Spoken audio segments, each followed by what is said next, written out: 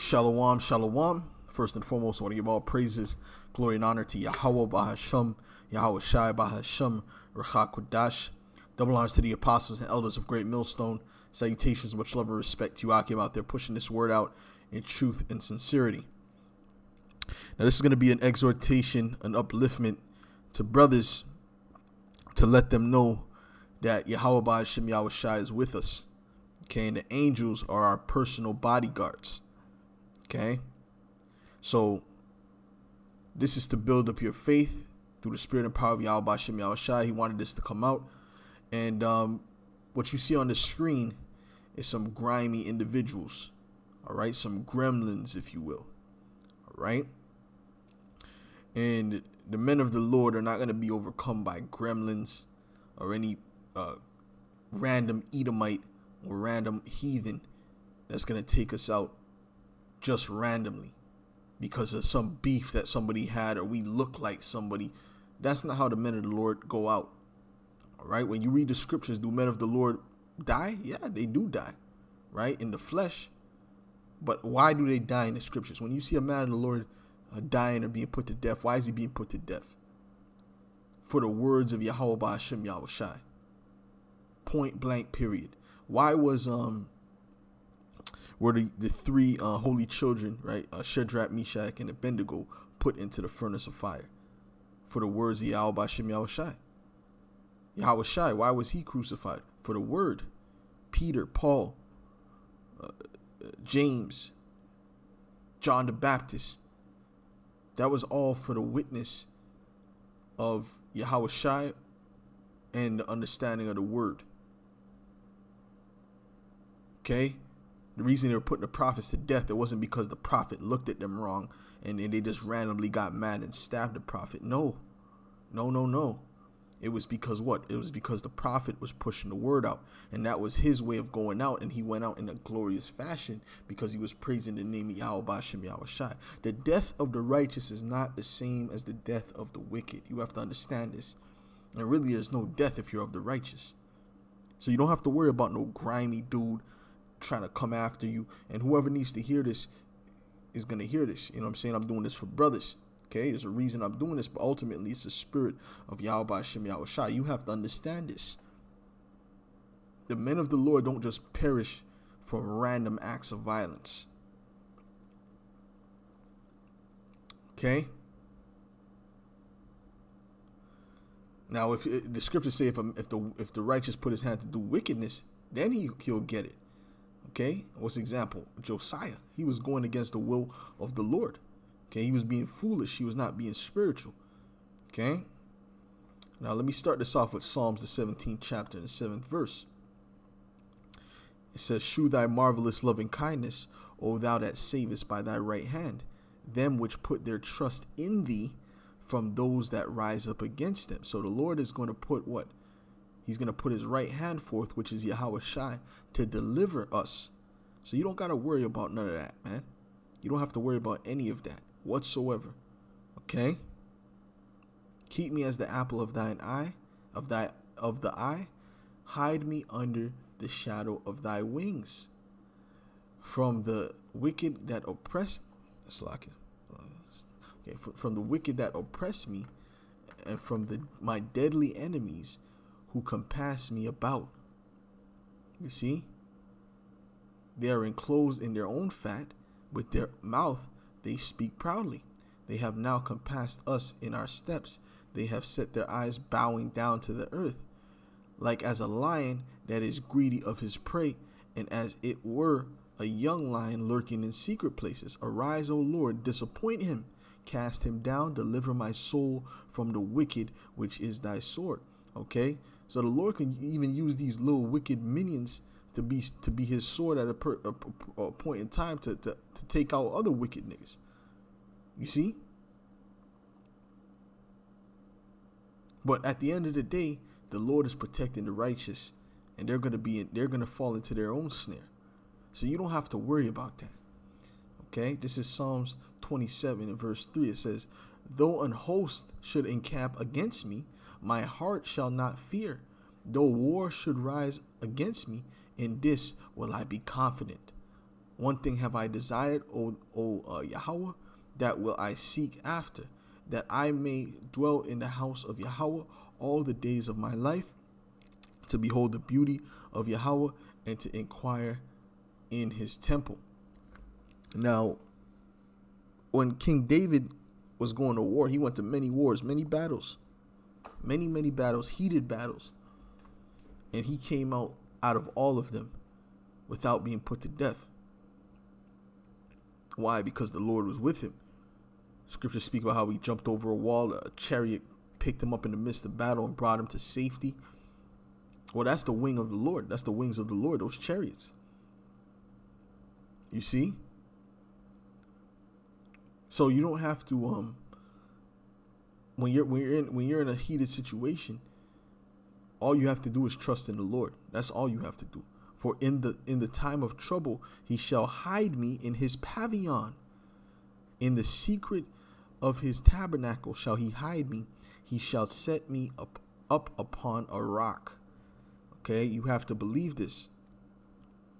Let's look up this word pavilion. You have to believe this. Thicket, lair, covert, booth. Okay. You see, he's gonna hide us in his lair, his resting place, man. Okay. And like I said at camp yesterday, really, when you have someone that's coming up against you, they need you to pray for them. Okay, the way the Lord sees it, they need you to pray for them. Okay, because the Lord is looking to take them out. And now shall mine head be lifted up above mine enemies round about me. Therefore will I offer in his tabernacle sacrifices of joy. I will sing, yea, I will sing praises unto Yahweh. This is Psalms 34, and I'm gonna start from the top. Okay.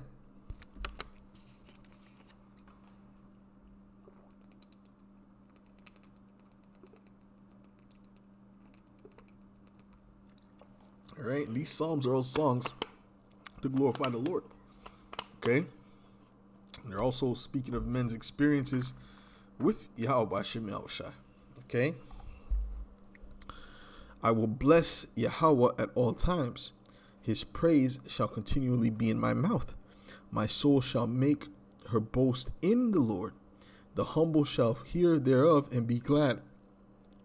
And you should want to make your boast in the Lord. You should want to have stories of the Lord delivering you to build up other brothers' faith. Okay, that's what those stories are for. You're not supposed to say those stories to glorify yourself, but to build faith in the brotherhood. All right, and give an example of how to trust in the Lord. Oh, magnify Yahweh with me, and let us exalt his name together. I sought Yahweh, and he heard me and delivered me from all my fears. See, from all my fears.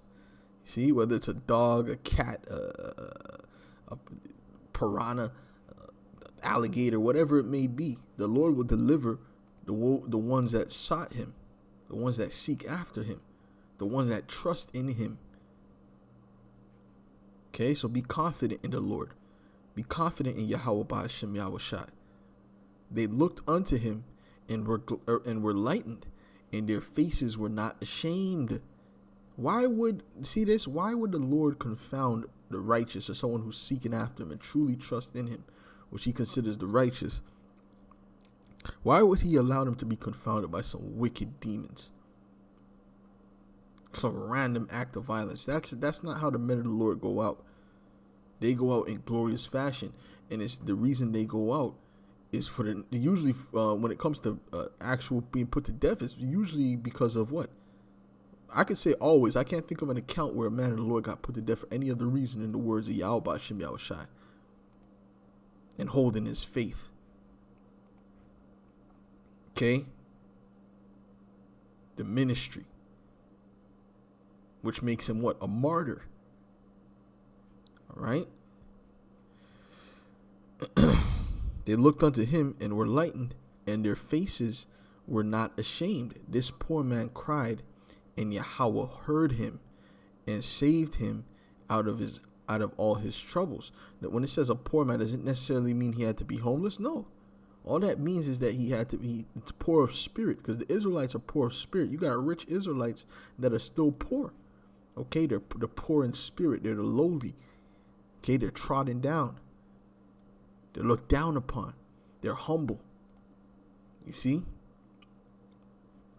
The angel of Yahweh encampeth round about them that fear him, and delivereth them. So the angels are constantly encamped around those that fear the Lord. Let's look up this word camp. Encamped. It says pitch, encamped, camp, tent. All right. Abide, dwelt. Right. So you might be watching TV and the angel's sitting on the couch watching TV with you. Okay. You understand? Bend down. Right. Lay siege against. Decline, incline, to decline, to encamp. Okay. Which just means to be encamped, to dwell around. Okay. So they're around you. Right? You have to understand that. You see people, demons, hear about demons attacking people in their sleep. Even you might get attacked with demons in your sleep. But the angel is there controlling everything. All right? So the demon can only do so much. The demon can only do so much before the angel rebukes him, like he rebuked Satan for coming up against who? Joshua, the high priest. So you don't have to worry about that. The Lord is, and I'm sorry I have to keep saying that, but the Lord is protecting his elect. Okay. Oh, taste and see that Yahweh is good. Blessed is the man that trusteth in him. See, there goes that word trust again. All right. So let me get Genesis 18th chapter in the 20th verse. Okay. Because this is when the Lord was going to destroy Sodom and Gomorrah. Okay. And let's see what was the response of the angel to Abraham. Okay. For the righteous. All right. It says, and Yahweh said, because the cry of Sodom and Gomorrah is great, and because their sin is very grievous, I will go down now and see whether they have done altogether according to the cry of it, which is come unto me, and if not, I will know. And the men turned their faces from thence and went towards Sodom, and Abraham stood yet before Yahweh, and Abraham drew near and said, wilt thou also destroy the righteous with the wicked? Right? So he said, will you destroy the righteous with the wicked? Peradventure, there be 50 righteous within the city. Wilt thou also destroy and not spare the place for the 50 righteous that are therein, that be far from thee, to do after this manner, to slay the righteous with the wicked, and that the righteous should be as the wicked, that be far from thee? Right? So the righteous are not like the wicked. The righteous, what are they doing in the world? They're smoking weed, committing adultery, all right, being demons, going against the word of the Lord, accepting alphabets, eating all kind of abominations and many, many more sins, not loving their brother, committing murder, robberies, so on and so forth. Do you think that he's going to judge the righteous with them? No. Shall not the judge of all the earth do right? And Yahweh said, if I find in Sodom 50 righteous within the city, then I will spare all the place for their sakes. And Abraham answered and said, behold, now I have taken upon me to speak unto the Lord, which am but dust and ashes. Peradventure there shall lack 5 of the 50 righteous. Wilt thou destroy all the city for lack of 5? And he said, if I find there 40 and 5, I will destroy it. I will not destroy it.